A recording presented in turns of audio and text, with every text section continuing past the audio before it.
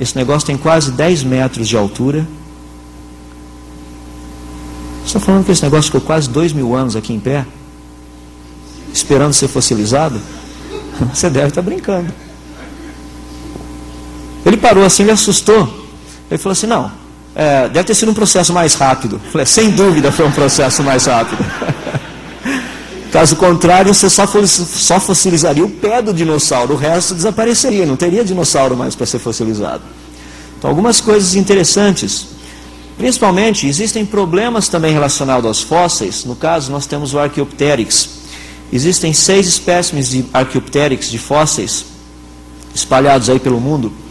Aqui nós temos a concepção artística do que teria sido esse animal. Uma coisa interessante que o fóssil do Museu Britânico, por exemplo, foi feito um estudo de raio-x, ou seja, ressonância espectrográfica, nesse espécime.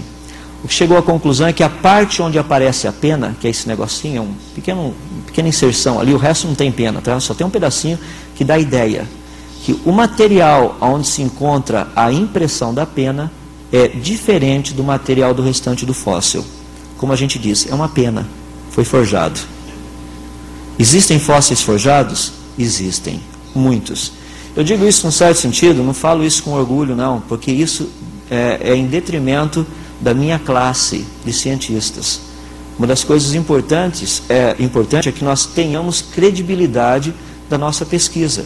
Esse tipo de coisa só atrapalha a credibilidade nossa, como cientistas, com a seriedade que a gente procura desenvolver os nossos trabalhos de pesquisa.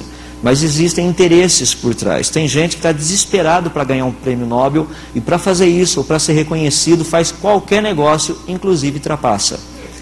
Não pensem que é só político que faz isso, não. Existem outros pecadores também. No caso, fósseis de peixes, por exemplo. Quando nós olhamos os livros, é tão bonito ver o fóssil do peixe, né? O que acontece? Tem um peixinho nadando, de repente o peixinho morre, vai lá para o fundo do lago, daí ele é soterrado. Daí ele vira um fóssil. É uma pena que peixe, quando morre, ele boia. Ele não vai para o fundo do lago.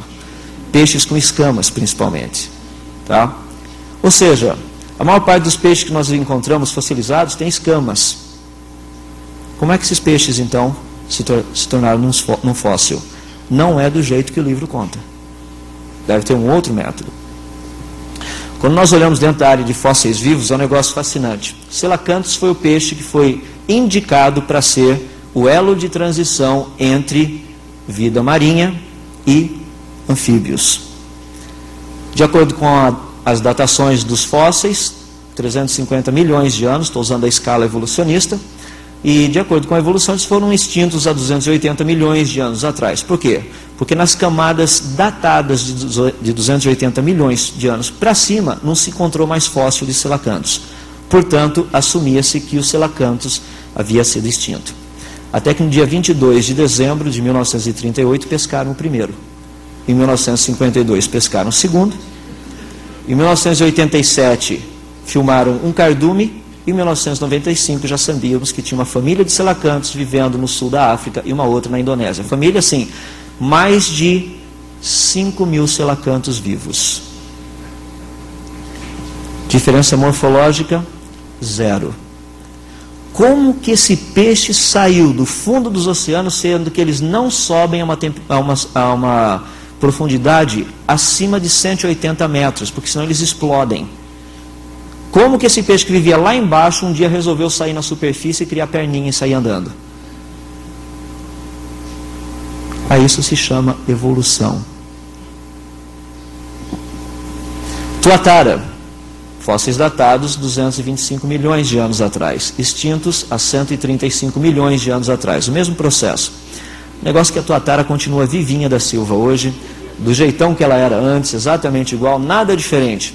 Tanto é que existe um negócio muito interessante na tuatara, eu tenho mencionado, que quando os primeiros cientistas chegaram na Nova Zelândia, viram um rapazinho passeando com uma tuatara na mão. O pessoal ficou doido. A gente gostaria de comprar a sua tuatara. Pois não, quer comprar a tuatara? Tá bom. $1.500. Pode levar a tuatara, toda sua. No outro dia veio um menininho com uma baita cesta desse tamanho, cheia de tuataras, perguntando se eles queriam mais. A ilha estava cheia de tuataras, mas por causa da evolução, acreditava-se que eles eram seres extintos. Existem muitos fósseis vivos em todas as áreas que você puder imaginar. Vida marinha, insetos, animais, plantas, aonde você puder pensar, existem fósseis vivos. Fóssil vivo você tem o fóssil e você tem o ser vivo ainda hoje. O que é interessante é que dá para comparar isso, só que não é um fóssil, embora ele esteja vivo. O Dr. Joachim Schwenn, ele é diretor do maior museu de fósseis vivos do mundo, fica na Alemanha, que é o Museu da Pré-História Viva. Ele possui a maior coleção de fósseis vivos, com aproximadamente 500 exemplares. Atualmente ele está chegando a quase 600. São fósseis que correspondem exatamente ao representante vivo. O que ele disse numa entrevista foi o seguinte, que livros-textos evolucionistas geralmente apresentam 6 a 12 exemplos de fósseis vivos. Daí a impressão de que eles são o quê? Exceções raras, mas não são. A pergunta que ele fez foi a seguinte: mais de 500 fósseis vivos testificam que, independente do tempo decorrido, pelo menos a proposta da evolução, não ocorreu nenhuma alteração estrutural ou anatômica em todos os fósseis que ele tem. Se um único fóssil pode ser considerado como prova de que a evolução aconteceu, o que dizer de mais de 500 que atestam que a evolução não aconteceu? Os fósseis estão a favor do quê? Do criacionismo ou da evolução? Não tenham dúvida nas suas mentes. Os fósseis contam a história de que todo esse sistema foi criado, não que ele evoluiu. Mas nós somos informados de forma um pouquinho diferente. Por exemplo, a genealogia do homem moderno. Há mais de 25 anos, cientistas não creem que os homens vieram dos macacos, mas sim que homens e macacos tiveram um ancestral comum. Qual é o ancestral comum, afinal de contas? Ninguém sabe. Você precisa crer que houve um ancestral comum.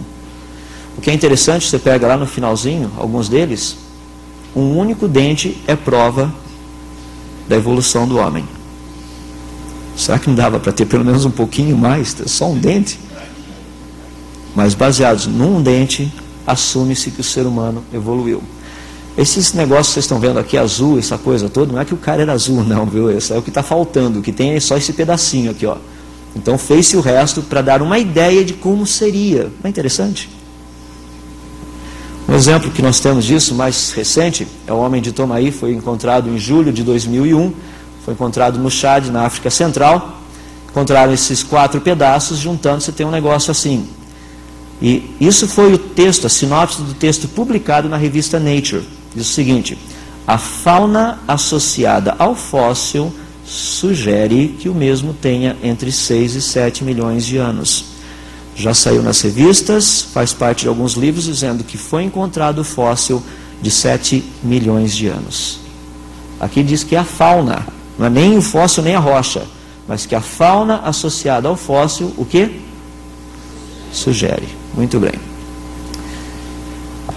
Henry Gee, que é o editor de paleontologia da revista Nature, comentando sobre isso, ele diz o seguinte: não há DNA antigo ou algo parecido. Em geral, o parentesco entre hominídeos é sugerido pela maneira que os caninos eram usados e pela análise de algumas características mais sutis encontradas na face e na base do crânio. Um pouquinho sobre a história do homem. O homem de Piltdown, o homem de Java, que já fizeram parte dos nossos livros mostrando a evolução do homem, não passam de fraude. W.R. Thompson, Introdução à Origem das Espécies, página 17. O Ramapithecus, que ainda continua em muitos livros, era da família dos orangotangos. É só procurar na publicação científica Natural History, agosto e setembro de 79, páginas 86 a 91. O nosso querido Australopithecus afarensis, a querida Lucy, foi provavelmente um macaco extinto. É só procurar no Journal of Physical Anthropology, volume 60, março de 1983. Está nos nossos livros e cai no vestibular. E a gente continua ensinando coisa que a ciência nem liga mais. Não é interessante? Quando nós olhamos para tudo isso, eu fico muito impressionado. Um único dente, a descoberta. Conclusão, ancestral do homem. Está aqui o dito cujo. Resultado da pesquisa, o dente era de um porco extinto. Conhecido como homem de